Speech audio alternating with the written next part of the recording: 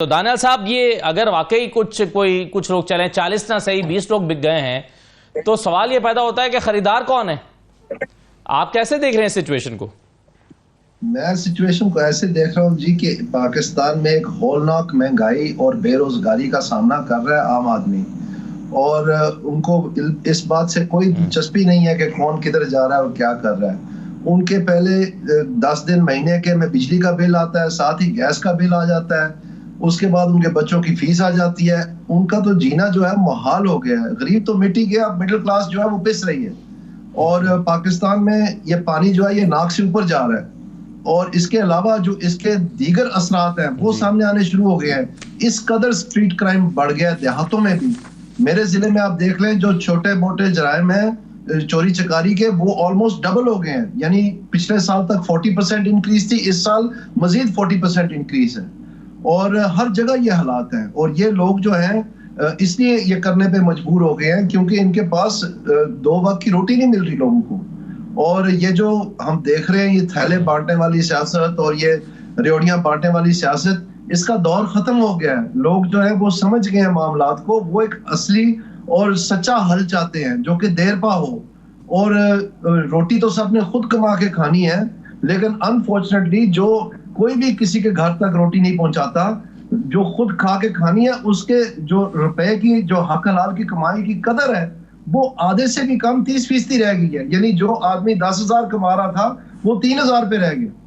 और इस वजह से पाकिस्तान में लोग अपने बच्चे स्कूलों से उठाने पे मजबूर हो गए। और इस हुकूमत को और माजी की हुकूमतों को बड़ी अच्छी तरह पता था कि ये महंगाई जो है ये होती नहीं है, महंगाई की जाती है। और मुझे अफसोस से ये कहना पड़ता है कि जब ये कोविड का दौर आया तो उस वक्त पाकिस्तान में एक बारिश हुई थी डॉलरों की। उन डॉलरों की बारिश से जो है, जो रजा बाकर साहब थे और उस वक्त की हुकूमत थी, उन्होंने बाजार में पैसों का फ्लड फेंका, क्योंकि उस वक्त उनकी अनबन होती जा रही थी जो उनके सेम पेज वाले थे। और उनको ये फिक्र थी कि अगर हमने परफॉर्म ना किया, बल्कि वजीर आजम उस वक्त ने ही कहा भी कैबिनेट में कि 6 माह के अंदर अगर हमने परफॉर्म ना किया तो हम निकाल दिए जाएंगे। और आखिरकार वही हुआ। लेकिन जो बात मेरे जो कॉलीग्स हैं तमाम सियासी जमातों के, पीटीआई इंक्लूडेड, जो इनको नहीं मालूम है वो ये है कि स्टेट बैंक ने अपना हदफ तय किया हुआ है कि जो पैसे आप बिखारते हैं मार्केट में, उसका जो नमूदार होना बाजार की सतह पर वो 12 माह के बाद होता है। और उसके बाद हमने क्या देखा कि जब पीडीएम की हुकूमत आई उन्होंने भी कुछ नहीं किया। और आज भी 30% से ज्यादा महंगाई है। और हम देख क्या रहे हैं कि फरवरी के फिगर जो है, बिल्कुल दानियाल साहब, आज ही की खबरें, ये आज के तमाम अखबारात में खबरें लगाई हैं कि एक गैस जो है वो 155% महंगी होने जा रही है मजीद। अभी जो गैस के बिल आए हैं पिछले 2-4 महीने में, लोग उससे परेशान हैं। जी आई एम सॉरी, मैं आपको बताना चाह रहा हूं कि जो हमारी स्टेटिस्टिक्स ब्यूरो है उसकी स्टोरियां छपी हैं अखबारों में, अखबारों की जीनत बनी है हेडलाइंस, कि जो नवंबर में 1000% गैस उन्होंने बढ़ाई थी, वो फरवरी में आके वो 380% तक कम कर दी। और उसका कोई रूल्स में चेंज नहीं किया, किसी किस्म का उन्होंने इस बात का पता नहीं पड़ने दिया। लेकिन अखबार निकाल लाए और ये दिखा दिया, क्योंकि मार्च की 18 तारीख को ये होती है मॉनेटरी पॉलिसी कमेटी की मीटिंग स्टेट बैंक पे। और मुझे इतना अफसोस होता है कि ये तीनों जो सियासी जमातें हैं, केपी की और पंजाब की और सिंध की, इन तीनों ने कहा हुआ है, लोगों को ऐसा आंखों में धूल झांक रहे हैं कि जैसे ये प्राइस मैजिस्ट्रेट जब छापे मारने से या निर्खनामा निकालने से कीमतें कम हो रही हैं। ये नहीं हो रही हैं, बल्कि ये होता है कि निर्खनामे में जो आके चलान करता है किसी को, तो उसके जल्दी बाद वो चला जाता है, उसके बाद वो रोज आके तो नहीं खड़ा रहता। तो वो जो 50-60 हजार रुपया उस बेचारे रेडी वाले का लग जाता है वकील को देने में, गिरफ्तार होने में, इंस्पेक्टर को देने में, 2 दिन रेडी ना लगाने की वजह से वो फिर आने वाले ग्राहकों से पूरा करता है, और महंगाई और बढ़ती है।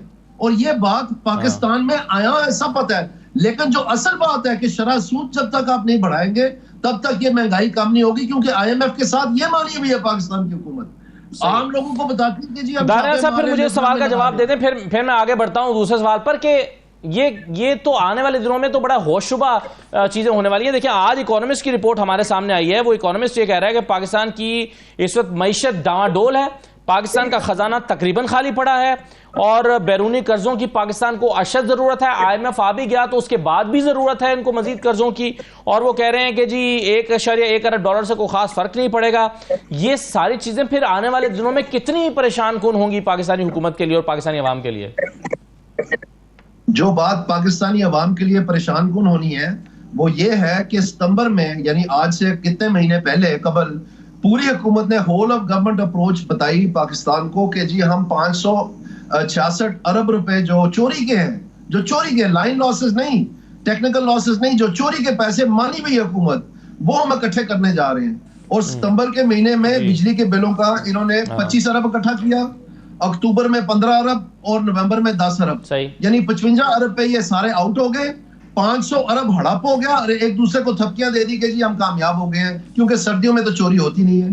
तो ये जो अरबों सैकड़ों अरब रुपए की चोरी है, इसकी तरफ हम क्यों नहीं तवज्जो देते? यहाँ पर कोई महकमा ज़राअत अपना जोहर दिखाए ना, बजाय बेचारे सियासियों पर ही दिखाने के। इधर भी कोई महकमा ज़राअत जो किसी को मरी की सैर पे ले जाए ना, ये 500 अरब दिलवा दे हमें। कहाँ है वो नैब जो आके रोजमर्रा सियासतदानों को पकड़ पकड़ के ले जाती है? ये इस यहाँ पर आके अपना नजला कराए ना। ये 500 अरब कोई छोटी रकम तो नहीं है। चलें दानियाल साहब, ये जो अब मुतालबा हो रहा है कैप्टन सफदर साहब कर रहे हैं, चलें ये तो एक मामला है।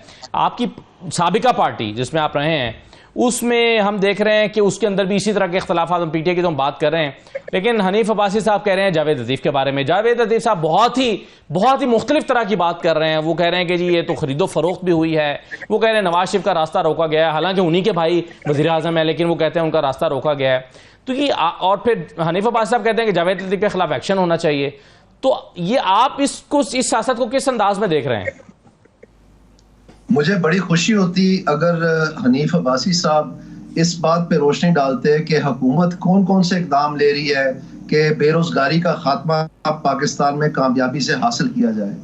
मुझे नहायत खुशी होती अगर मुझे पता चलता कि जिन तफक्कुरात की आप बात कर रहे हैं वो इस बुनियाद पे होते कि मुख्तलिफ जो जाविये हैं कि महंगाई की कमी कैसे की जाएगी यकीनी, वो उनके दरमियान ये झगड़ा हो रहा हो। लेकिन मुझे अफसोस से ये कहना पड़ता है कि हमारी जो इस वक्त की सियासी बरादरी है, जो हुक्मरान है और जो अपोजिशन है, इनके पास ना महंगाई का कोई हल है, ना इनके पास बेरोजगारी का कोई हल है। और ये मांगे तांगे के जो फाइनेंस मिनिस्टर्स का रवाज बन गया है, कभी हफीज शेख साहब होते थे और कभी ये शौकत तरीन साहब होते थे, तमाम हुकूमतों में ये रहे हैं। अब माशाल्लाह यहाँ भी वो रवाज डल गया है जो इस वक्त की हुकूमत है, और हम इसको हके बके देख रहे हैं कि पाकिस्तान की अवाम ज़िबा हो रही है। और जो अदारा इसका जिम्मेदार है, जो स्टेट बैंक ऑफ पाकिस्तान है इस महंगाई को कम करने का, इसका किसी को इल्म ही नहीं है। तीनों सूबाई हुकूमतें जो हैं वो जोर दे रही हैं इस बात पे कि हम छापे मारेंगे और मुनाफाखोरी और जखीरा अंदोजी बंद करेंगे, जबकि दूसरे लफ्ज में आप कह रहे हैं कि आपको मार्केट के जरिए से पाकिस्तान को तरक्की मिलनी है और हमने अपनी मईशत दुरुस्त करनी है। उसी मार्केट को आप गालियां दे रहे हैं और गिरफ्तार कर रहे हैं और पकड़ रहे हैं।